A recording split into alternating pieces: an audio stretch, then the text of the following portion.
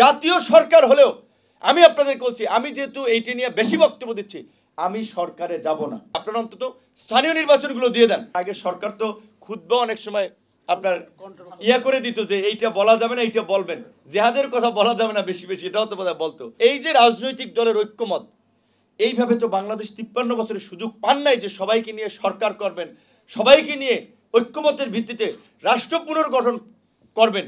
একটা বার আমরা পাইছি।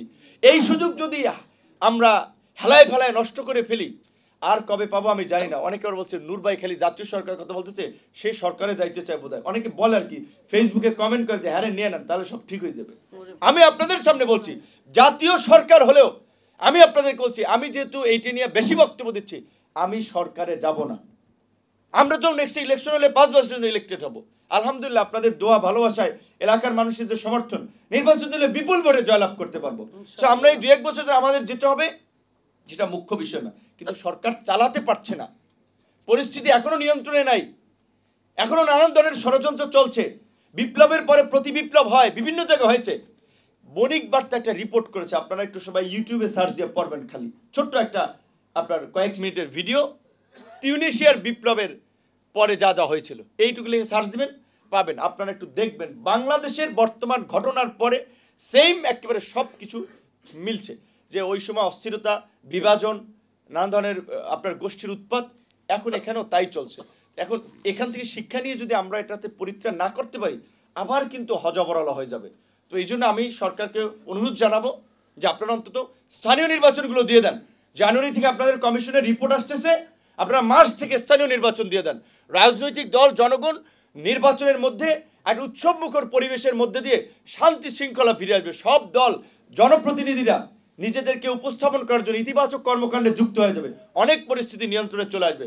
পাশাপাশি আলেম ওলামাদের যে প্রভাব, এই যে আপনারা বলছেন বেশিরভাগ এখানে মসজিদের ইমাম মুয়াজ্জিন 5 ওয়াক্ত নামাজ পড়তে যায় মসজিদে, শুক্রবার জুম্মার খুতবায় আপনারা অবশ্যই আপনাদের মতো করে খুতবা দেবেন। আগে সরকার তো খুতবা অনেক সময় আপনার করে দিত যে এইটা বলা যাবে না, এইটা বলবেন, জেহাদের কথা বলা যাবে না বেশি বেশি, এটাও তো বোধহয় বলতো। তো আমরা আপনাদের প্রতি আহ্বান রাখবো, ধর্মীয় মূল্যবোধ এবং দৃষ্টিকোণের আলোকেই মানুষকে ঘুষ, দুর্নীতি, সুদ থেকে বের করে আনার জন্য, অন্যায় অবিচার থেকে বের করে আনার জন্য আপনারা অন্তত জুম্মার খুতবায় এবং বিভিন্ন আলাপ আলোচনায় এই আলাপগুলো বেশি করে তুলেন।